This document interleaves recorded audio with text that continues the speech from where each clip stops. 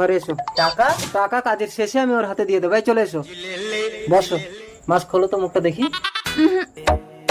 জল খাবে? না। আরে ভয় নেই, আমি তোমার কিচ্ছু করবো না। ওই ছেলেটা তোমার কে হয়? ওটা আমার স্বামী।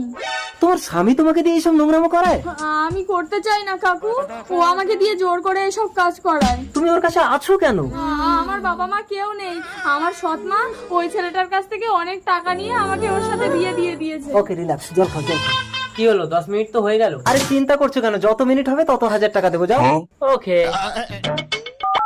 হ্যালো পুলিশ, ভয় পেও না, তোমার কিচ্ছু হবে না। তোমার স্বামীকে পুলিশের হাতে তুলে দেবো। আমার সৎ মা আমাকে মেরে ফেলবে। আজ থেকে আমি তোমার বাবা, আর তোমার এই সৎ মাকে জব্দ করার দায়িত্ব আমার। হ্যালো শাশুড়ি মা। খোকা যাবে শ্বশুর বাড়ি, সঙ্গে যাবে কে? পুলিশ মামা তাই পেয়েছে, কলার ধরেছে। দাঁড়াও, এই কালমুখী, তুই জামাইকে পুলিশের হাতে তুলে দিবি?